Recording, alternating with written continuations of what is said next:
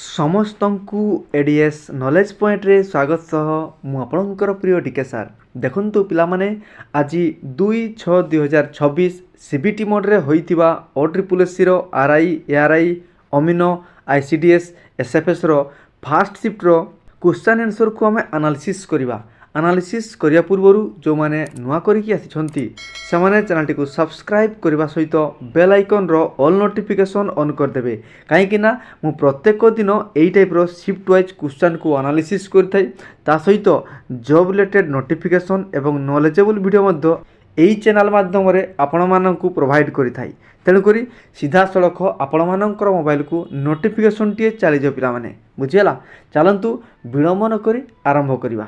Okay, ଆସନ୍ତୁ ଆପଣମାନଙ୍କ ପାଇଁ ନମ୍ବର 1 ପ୍ରଶ୍ନ କ'ଣ କହୁଛି ନା, who release the human development index report. ଦେଖନ୍ତୁ ପିଲାମାନେ, ହ୍ୟୁମାନ୍ ଡେଭଲପମେଣ୍ଟ ଇଣ୍ଡେକ୍ସ ଏହାର ରିପୋର୍ଟକୁ କିଏ ରିଲିଜ୍ କରିଥାଏ ବୋଲି ଆପଣମାନଙ୍କୁ ପଚାରିଛି। ଏହି ପ୍ରଶ୍ନଟିଏ ପୂର୍ବ ସିଫ୍ଟରେ ମଧ୍ୟ ପଚାରିଥିଲା, ସେଇଥିରେ ମଧ୍ୟ ମୁଁ ଏକ୍ସଟ୍ରା ଫ୍ୟାକ୍ଟ ଆକାରରେ ଏହାକୁ ଆଲୋଚନା କରିଥିଲି। ସେଇଥିରୁ ପ୍ରଶ୍ନଟି ଆସିଛି, ଆପଣମାନେ ଦେଖିପାରୁଥିବେ ହେଲା। ଏହାର ସଠିକ୍ ଉତ୍ତର ହୋଇଯିବ UNDP ମାନେ ୟୁନାଇଟେଡ୍ ନେସନ୍ସ ଡେଭଲପମେଣ୍ଟ ପ୍ରୋଗ୍ରାମ। ପିଲାମାନେ ଏକ୍ସଟ୍ରା ଫ୍ୟାକ୍ଟ ଜାଣିବା, এই যে রিপোর্টটিଏ প্রথমে কেবে রিলিজ হয়েছিল না 1990 মସିହାରେ প্রথম থর ପାଇଁ রিলিজ হয়েছিল। এই রিপোর্ট রিলিজ হবার মুখ্য উদ্দেশ্য কোণ না, দেশমানଙ୍କୁ সে তিনোটি ক্যাটেগোরিরে ডিভাইড করে থাকে। গোটে হচ্ছে ডেভেলপড কন্ট্রি, আউ গোটে হচ্ছে ডেভেলপিং কন্ট্রি, আউ গোটে হচ্ছে আন্ডার ডেভেলপড কন্ট্রি। তাহলে ইন্ডিয়া আমার ডেভেলপিং কন্ট্রি ভিতরে যাচ্ছে, ইয়াকু মধ্য মনে রাখবে। ওকে, নেক্সট আসন্তু পিলামানে নম্বর 2 কোণ কହୁଛି না, which of the following was not awarded Padma Vibhushan 2025। তাମାନେ 2025 ମସିହାରେ ଯେଉଁ ପଦ୍ମ ବିଭୂଷଣ ପୁରସ୍କାର ଦିଆଯାଇଥିଲା ନିମ୍ନଲିଖିତ ମଧ୍ୟରୁ କାହାକୁ ଦିଆଯାଇ ନାହିଁ। ମାନେ ତିନିଟି ଅପସନ୍ରେ ଦିଆଯାଇଥିବା ପିଲାଙ୍କର ଥିବ, ଆଉ ଗୋଟେ ଅପସନ୍ଟିଏ କ'ଣ ଥିବ ନା ପଦ୍ମ ବିଭୂଷଣ ପୁରସ୍କୃତ ହେଇନଥିବେ। କେଉଁଟି ନୁହଁ ବୋଲି ପଚାରିଛି, ତେଣୁକରି ଯେଉଁଟା ପାଇନାହାନ୍ତି ସେ ହେବ ସଠିକ୍ ଉତ୍ତର। ଦେଖନ୍ତୁ ପିଲାମାନେ, ଯେହେତୁ ଅପସନ୍ ଦେଇପାରିନାହାନ୍ତି, ମୁଁ ଡିଟେଲ୍ ଆପଣମାନଙ୍କୁ ଆଲୋଚନା କରିଦେଉଛି। ଆପଣ କେବଳ ପୁରା କମ୍ପ୍ଲିଟ୍ ନୋଟ୍ଟିକୁ ପ୍ରାକ୍ଟିସ୍ କରନ୍ତୁ ହେଲା। ଦେଖନ୍ତୁ, ନାଗେଶ୍ୱର ରେଡ୍ଡି ଯିଏକି ମେଡ଼ିସିନ୍ ଫିଲ୍ଡରେ ପଦ୍ମବିଭୂଷଣ ପୁରସ୍କାର ପାଇଛନ୍ତି। ସେମିତିକା JS ଖେର ଯିଏକି ପବ୍ଲିକ୍ ଏଫେୟାର୍ ପାଇଁ ପୁରସ୍କୃତ ପାଇଥିଲେ। ଓସାମୁ ସୁଜୁକି ଯିଏକି ଜାପାନ ଦେଶର ପୋଷ୍ଟୁମସଲି ସିଏ କ'ଣ ପାଇଥିଲେ ନା ପଦ୍ମ ବିଭୂଷଣ ପୁରସ୍କାର ପାଇଥିଲେ 2025 କଥା କହୁଛି ପିଲାମାନେ। ସେମିତିକା ଶରତ ସିହ୍ନା ସେ ମଧ୍ୟ ପାଇଥିଲେ। ରଜନୀକାନ୍ତ ଲାକିଆ ଏ ଦୁହେଁ ଆର୍ଟ୍ସ କ୍ଷେତ୍ରରେ ପାଇଥିଲେ। ସେମିତିକା MTV ନେର ସେ ମଧ୍ୟ ପଦ୍ମବିଭୂଷଣ ପୁରସ୍କାର ପାଇଥିଲେ। ସର୍ବମୋଟ ଆମର 7 ଜଣ ପଦ୍ମବିଭୂଷଣରେ ପୁରସ୍କାର ହେଇଛନ୍ତି ଏବଂ 19 ଜଣ ପଦ୍ମଭୂଷଣରେ ପୁରସ୍କୃତ ପାଇଛନ୍ତି ଏବଂ 113 ଜଣ ପଦ୍ମଶ୍ରୀରେ ପୁରସ୍କୃତ ହେଇଛନ୍ତି। ସର୍ବମୋଟ ଦେଖିବା ପାଇଁ ଗଲେ ଆମର 139 ଜଣ ପଦ୍ମ ଆୱାର୍ଡ଼ ପାଇଛନ୍ତି 2025 ମସିହା ପାଇଁ। ମନେ ରହିଲା ପିଲାମାନେ, ପୁରା କ୍ଲିଅର। ଏହିପରିକା ଆପଣମାନେ ପୁରା ନୋଟ୍ କରନ୍ତୁ ଆଉ ପ୍ରାକ୍ଟିସ୍ କରନ୍ତୁ, ଦେଖିବେ ନୋ ଡାଉଟ୍ ଆପଣମାନଙ୍କର ସ୍କୋର ବଢ଼ିଯିବ।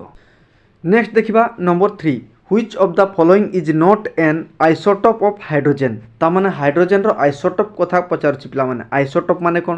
আইসোটোপ মানে আমার যে এলিমেন্ট রয়েছে সেই এলিমেন্টর এটমিক নম্বর সেম রইথিব পিলামানে। কোণ কইলি? এটমিক নম্বর সেম রইথিব, কিন্তু তার মাস নম্বর কোণ রইথিব না ডিফরেন্ট রইথিব। তেণুকরি সেই প্রকারর সিচুয়েসনটুকু আমি কোণ কইবা না আইসোটোপ কইবা। সেমিতিকা আপনার আইসোবার, আইসোটোন রয়েছে। সেমিতিকা আইসোবার মানে হচ্ছে মাস আপনার সেম রইথিব, এটমিক নম্বর ডিফরেন্ট রইথিব। এবং আইসোটোন মানে নিউট্রন সেম রইথিব, ইয়াকু মধ্যে মনে রাখবে। তেণুকরি আইসোটোপ পড়িলা, আগামী সিফ্টরে পড়ব আইসোবার, আইসোটোন এমিতিকা পড়ব হলা। দেখন্তু হাইড্রোজেনর আইসোটোপ কথা ডিটেল কই দউছি। প্রোটিয়ম, ডিউটেরিয়ম আউ ট্রাইটিয়ম, এই তিনোটি আইসোটোপ রয়েছে। তার সিম্বল গুড়াকু মধ্যে আপনার জানি নিয়ন্তু।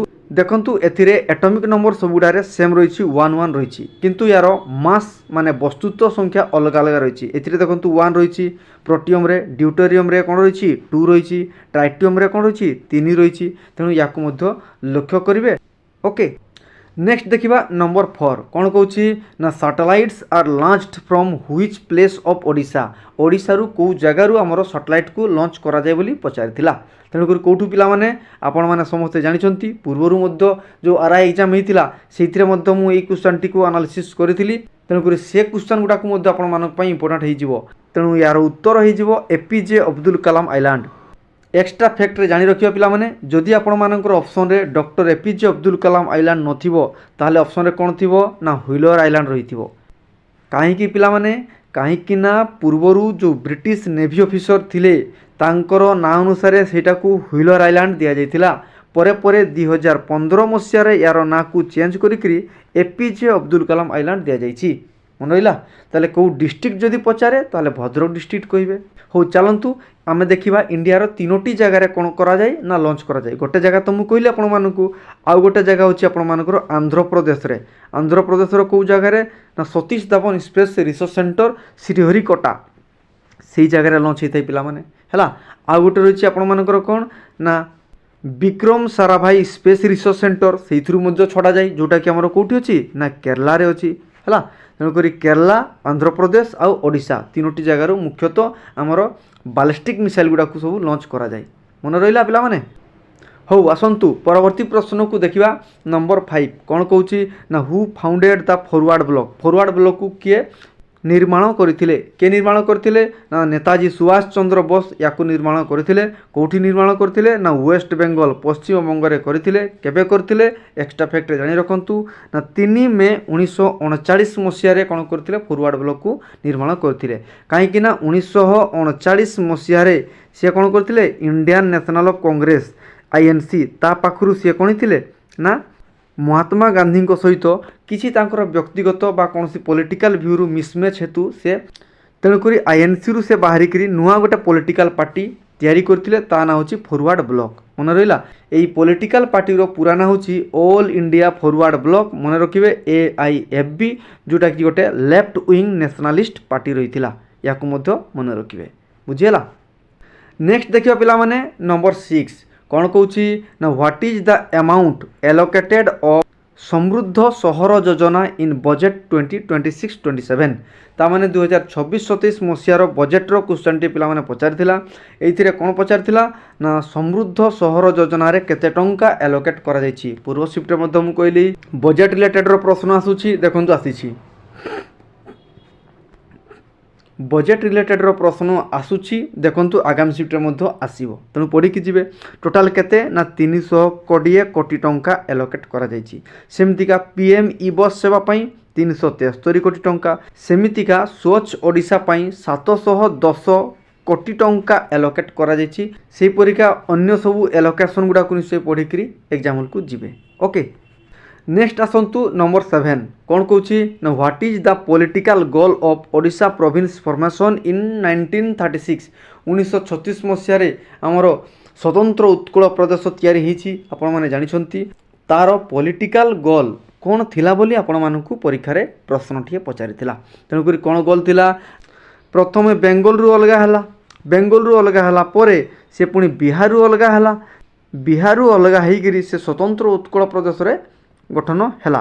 यार मुख्य उद्देश्य रही आमर ओडिया भाषाभाषी लोक मानकर नेशनलिज्म को लेकिन माने विक्टोरी फॉर ओडिया नेशनलिज्म यार मुख्य उद्देश्य रही भाषाभाषी अनुसार ताकू प्रथम विभाजन करा जायतिला।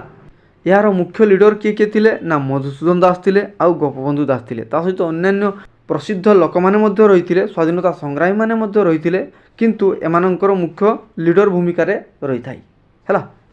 नेक्स्ट देखिबा नंबर 8 कौन कौची ना walking is a possible on the account of dash ता माने हमर जो चाली पारुछे सेटा को नियम उपर आधारित ऑप्शन रे रहितला Newton's first law second law third law none of this a type रो पडिथिला। तेणुकर यार सठिक उत्तर हो जिवो न्यूटन्स थर्ड लॉ रे कोन अछि every action has an equal and opposite reaction से प्रकार रो नियम टी रहिछि।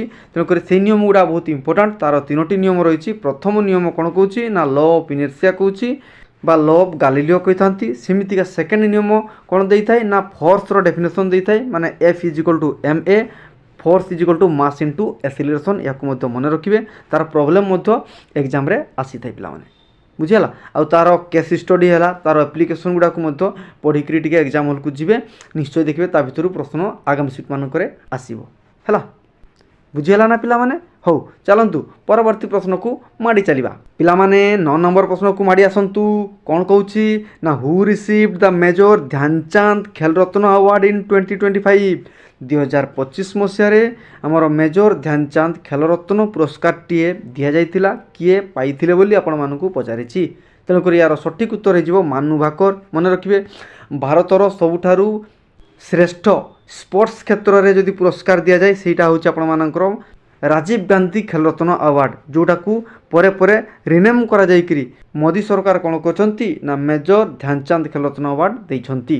ତେଣୁକରି ସେହି ପୁରସ୍କାରଟିଏ ମାନୁ ଭାକରଙ୍କୁ ଦିଆଯାଇଥିଲା 2025 ମସିହାରେ।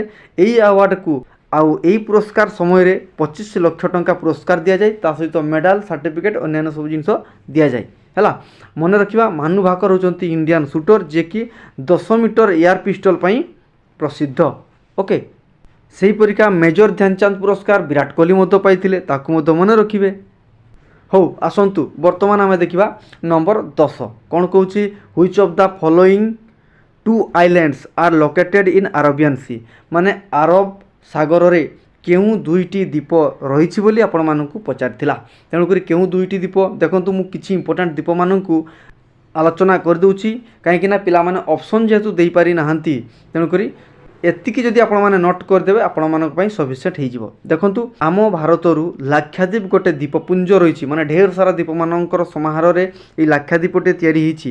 ସେଇଟା ମଧ୍ୟ ଆମର ଆରବିଆନ୍ ସିରେ ରହିଛି। ପାଖାପାଖି 36ଟି ଆଇଲ୍ୟାଣ୍ଡ ରହିଛି, ପିଲାମାନେ ମନେ ଦେଇକି ଶୁଣିବେ। ସେମିତିକା ଆଉ ଇମ୍ପୋର୍ଟାଣ୍ଟ ଦ୍ୱୀପ ରହିଛି, ଆଷ୍ଟୋଲା ଦ୍ୱୀପ ରହିଛି, ଭସବରାଜ ଦୁର୍ଗା ରହିଛି, ବୁନ୍ଦାଲ ରହିଛି, ମାଲାନ୍ ରହିଛି, ସକତ୍ରା ଆର୍କିପେଲାଗ ରହିଛି, ମୋନାରା ରହିଛି, ପିରୋଟାନ୍ ରହିଛି। ତେଣୁକରି ଏହିସବୁ ଆଇଲ୍ୟାଣ୍ଡ ଆର୍କିପେଲାଗ ଏଗୁଡ଼ାକୁ ଆପଣମାନେ ମନେ ରଖନ୍ତୁ ହେଲା। ସେମିତିକା କମ୍ପ୍ୟୁଟର ଦେଖିବେ, ASCIIର ଫୁଲ୍ ଫର୍ମ ପଚାରିଥିଲା, କ'ଣ ହେଇଯିବ? American standard code for information interchange.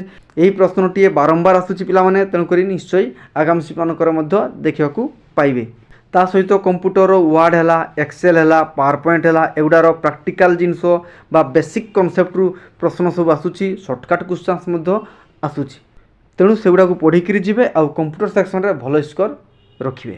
Okay, ଆସନ୍ତୁ ପିଲାମାନେ ବର୍ତ୍ତମାନ ଆମେ ଦେଖିବା ଇଂଲିଶ ସେକ୍ସନ୍। ଇଂଲିଶରେ ଆପଣମାନଙ୍କର ଆମିଏବୁଲ୍ ପଚାରିଥିଲା ଏଣ୍ଟୋନିମ୍ସ। ଆମିଏବୁଲ୍ ମାନେ ହେଉଛି ପ୍ରିୟ, ତାର ଅପୋଜିଟ୍ ହେଇଯିବ ହଷ୍ଟାଇଲ୍, ବୁଝିପାରିଲେ। ସେମିତିକା ଆମର ରେଜିଲିଏଣ୍ଟର ସିନୋନିମ୍ସ ପଚାରିଥିଲା। ରେଜିଲିଏଣ୍ଟ ମାନେ ହେଉଛି ଷ୍ଟ୍ରଙ୍ଗ, ମଜବୁତ, ତାକତଦାର ହେଲା। ପ୍ୟାସେଜର ପିଲାମାନେ 5ଟି ପ୍ରଶ୍ନ ଆସିଥିଲା। Active voice, passive voice, direct speech, indirect speech, PQRSର ପ୍ରଶ୍ନ ଆସିଥିଲା। ଇଡ଼ିୟମ୍ସ ଫ୍ରେଜ୍ ପ୍ରତ୍ୟେକ ସିଫ୍ଟରେ ଆସୁଛି, ସିଙ୍ଗଲ ୱାର୍ଡ଼ ମଧ୍ୟ ଆସୁଛି। ଇଡ଼ିୟମ୍ସ କ'ଣ ଗୋଟେ ଆସିଥିଲା? Storm in a tea cup, ତା ମାନେ ହେଉଛି a big fuss over a small issue. ଛୋଟିଆ କଥାଟାକୁ ନେଇକରି ବହୁତ ବଡ଼ କରିବା ବା ଛୋଟିଆ ଜିନିଷରେ ଆମେ ସମାଧାନ ନ କରି ବହୁତ ବଡ଼ କରିକିରି ତାକୁ ପ୍ରକଟିତ କରିବା, ଏହି ପ୍ରକାରର ଇଡ଼ିୟମ୍ ଫ୍ରେଜ୍ଟି ଆପଣମାନଙ୍କର ଆସିଥିଲା, ବୁଝିହେଲା। ଏବେ ଦେଖିବା ଓଡ଼ିଆ ସେକ୍ସନ୍। ଓଡ଼ିଆର ଅନୁଚ୍ଛେଦ 5ଟି ପ୍ରଶ୍ନ ଆସିଥିଲା ପିଲାମାନେ। ଅନୁବାଦ ପ୍ରତ୍ୟେକ ସିଫ୍ଟ ଆସୁଛି। ଇଂଲିଶର ମଧ୍ୟ ଟ୍ରାନ୍ସଲେସନ୍ ଆସୁଛି, ମାନେ ଇଂଲିଶ ଟୁ ଓଡ଼ିଆ ଏବଂ ଓଡ଼ିଆ ଟୁ ଇଂଲିଶ ମଧ୍ୟ 2-3ଟି ଲେଖାଏଁ ଆସୁଛି। ତେଣୁ ତାକୁ ପଢ଼ିକି ଯିବେ।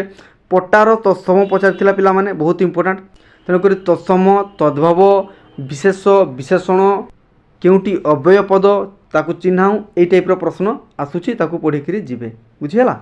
ଆସନ୍ତୁ ଏବେ ଦେଖିବା ରିଜନିଂ ସେକ୍ସନକୁ। ରିଜନିଂରେ ସେମ୍ ଟୁ ସେମ୍ ଆସୁଛି, ଆଲଫାବେଟ୍ ସିରିଜ୍ ଆସୁଛି, ବ୍ଲଡ୍ ରିଲେସନ୍, ସିଲୋଗିଜିମ୍, କୋଡ଼ିଂ ଡିକୋଡ଼ିଂ, ଏଇ ଟାଇପ୍ର ପ୍ରଶ୍ନ ରହୁଛି। ମ୍ୟାଥମେଟିକ୍ସରୁ ଆପଣମାନଙ୍କର ଗୋଟେ ପ୍ରଶ୍ନ ଆସିଥିଲା, x² - 20x + 125 = 0। ଏ ଯେଉଁ କ୍ୱାଡ୍ରେଟିକ୍ ଇକ୍ୱେସନ୍, ଏହାକୁ ସଲ୍ଭ କରିବା ପାଇଁ ପଚାରିଥିଲା, କିନ୍ତୁ କିଛି ପିଲା କହୁଥିଲେ ଏଇଟା କେଉଁ ଟାଇପ୍ର ସମାଧାନ ହେଇପାରିବ ବୋଲିକିରି ପଚାରିଥିଲା। ତେଣୁକରି ଦେଖିନେବେ quadratic equation, linear equation, ratio, train problem ଆସିଥିଲା, discount, cylinder, boat and stream, mode ଆଉ ନମ୍ବର ସିଷ୍ଟମ୍ର ଆସିଥିଲା ପିଲାମାନେ। କିଛି ପିଲା କହୁଥିଲେ ନ୍ୟାଚୁରାଲ୍ର, କିଛି ପିଲା କହୁଥିଲେ ସାର୍ ବଡ଼ମାସର। ତେଣୁକରି ଯାହା ବି ହେଉ ଏଇସବୁ ଟପିକ୍କୁ ପଢ଼ିବେ ଆଉ ଏକ୍ଜାମ୍ ହଲ୍କୁ ଯିବେ। ପ୍ରତ୍ୟେକ ଦିନ ଆନାଲିସିସ୍ ଦେଖୁଥିବେ, ବହୁତ ବେନିଫିଟ୍ ହେବ, ଆପଣମାନଙ୍କର ବହୁତ କାମରେ ଆସିବ। ଆଉ ଯଦି ନୂଆ କରିକି ଆସିଛନ୍ତି ତାହେଲେ ଚ୍ୟାନେଲଟିକୁ ସବସ୍କ୍ରାଇବ୍ କରିବେ, ବେଲ୍ ଆଇକନ୍ର ଅଲ୍ ନୋଟିଫିକେସନ୍ ଅନ୍ କରିଦେବେ ଆଉ ଟେଲିଗ୍ରାମ ଚ୍ୟାନେଲ୍ ଗୁଡ଼ାକୁ ଜଏନ୍ କରିବାକୁ ଭୁଲିବା ନାହିଁ।